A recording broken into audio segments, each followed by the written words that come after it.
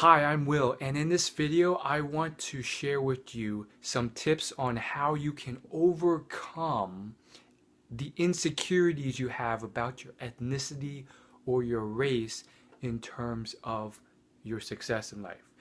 Guess what? There's a lot of reasons why you may be insecure about your race, and some of these things may be not logical. Sometimes, though, they are. I mean, let's just be honest there. Stereotypes exist for a reason. And I'm not gonna lie, I see a lot of stereotypes that exist because there's racism out there. Racism, oftentimes, it's very apparent on the internet, but racism also happens offline too. However, this isn't always the case.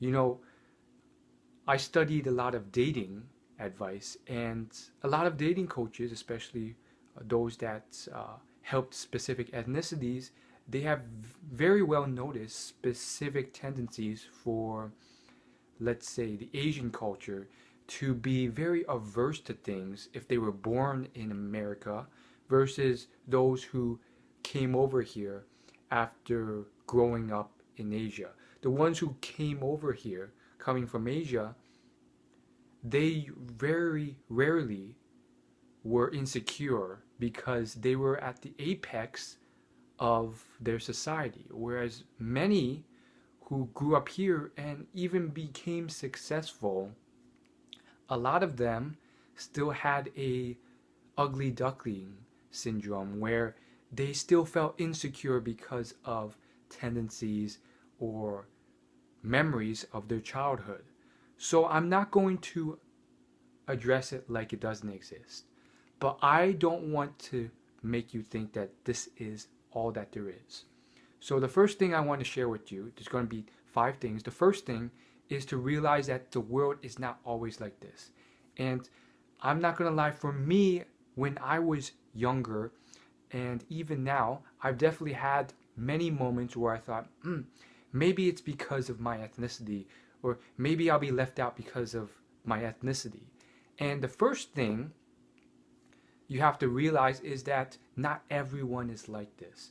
When you look back into your past, when I look back into my past, although there have been tough times, there have also been times where there are incredible people who were of all sorts of ethnicities, white, African American, whatever, who really did not care about race.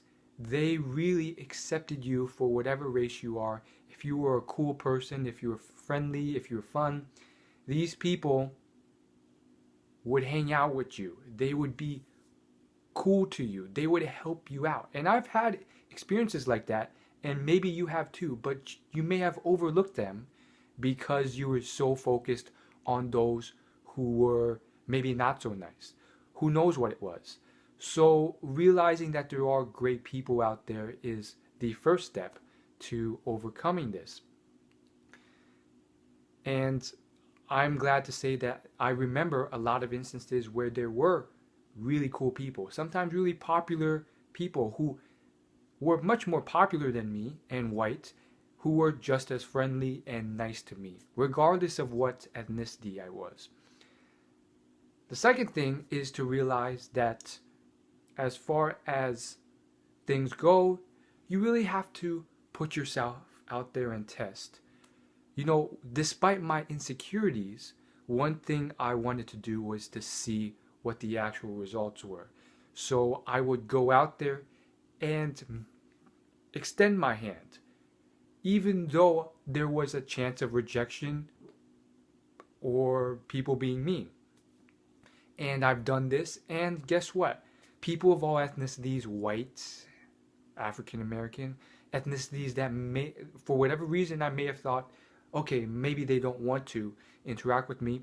Those barriers get broken when you actually get positive responses and you actually get people who are willing to help you, who are willing to be your friend, no matter what ethnicity you are. So that's the second thing.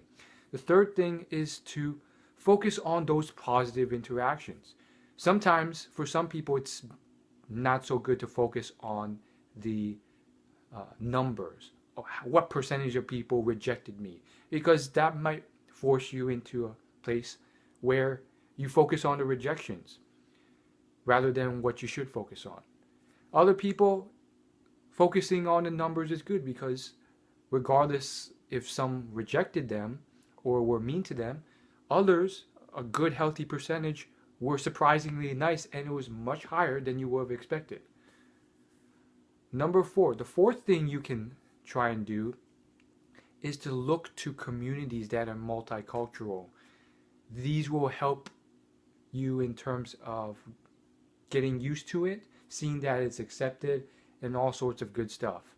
So, for instance, there was a church community that I saw throughout my lifespan grow from a very small organization with just a dozen members to something that was quite large with hundreds of members. And I saw this as I grew up throughout my lifetime, and it was a predominantly Asian community. It started off 100% Asian, but as it got bigger, because of just how things were, the Asian parents of these communities usually had Asian American children who mainly just spoke English. And so as it got bigger, an English department for youth was established, and that grew as well. And I'm amazed to say that over time, it brought in English pastors, white pastors, all different types of ethnicities, all different types of people. And although it remained predominantly Asian American, it really brought in all sorts of different people who were united by a common cause that was not based off race. We had white people, black people. We had all sorts of different types of people who would stop by. Some of them would not stay. Some people were just people who lived in the area, and for whatever reason, they decided to go into this Asian church and go all the way to the English department, which was somewhat hidden, and check out church for the first time, which was incredible considering that there's many churches in the area. So it's very interesting to see this, and it was just incredible to see the support, all these people coming in, interacting, and although there were certain elements that were maybe far apart, it was also amazing to see the unity of different people from different skin colors all coming together and talking. So I think organizations is important. And then the fifth and final thing you can do is interact constantly and engage and surround yourself with people that click. This will subconsciously let you know that, hey, it's okay. It's all right. And yes, there will probably always be racist people. And arguably, if you travel, some of that racism is even more accepted. But what you can do is, if you surround yourself with the right people, that will be enough. You don't need the approval of 7 billion people on Earth. If you have a good 20 people or 10 people in a community, and you're constantly engaging and surrounding yourself with all sorts of colors of ethnicities and skin colors that accept you, what that can do is that over time, these people will subconsciously communicate this message that, hey, look, all these different individuals come together under the same roof. Now I'm going to go straight back to the church example, not for religious reasons. Again, the same example can be applied to any type of community. Maybe it's a sporting community, maybe it's soccer or basketball, or it's a knitting club. But as you can see, more and more as time progresses, people are coming together. And although it can be tough for people in this age because it's not perfect yet and it's affected you, you do not have to let this take over your life. And when you find those moments, like I have, and you look back to them, you realize, hey, the world is not as bad as it seems. And for me, those moments really shock me, because to see people who are white of all different age ranges, from 50 years of age to 20 years of age, all these people who were of other communities who ended up coming together into a very predominantly Asian church to spread the message and unite under a single common thread is quite incredible, because it has nothing to do with ethnicity at that point. And to see them coming consistently back week after week, that's another incredible thing. And even for them, having heard their stories, sometimes at first, for maybe the first few months, they were alienated. But at some point, I was just absolutely amazed at what they've done, because they really took it upon themselves to go a higher level and look beyond ethnicity. And that's something that many people will not do for whatever reason, cultural reasons or whatever.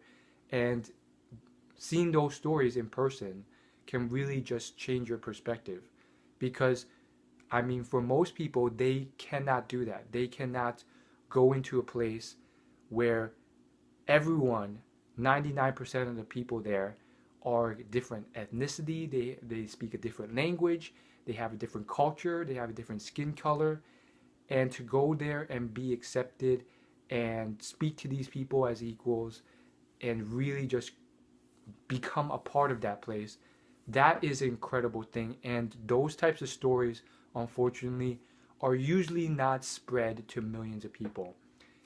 Those types of small town stories are never really told to the world. Those type of small town stories, as many stories go, they go unsung, and sometimes they only reach and impact a small group of 20 people.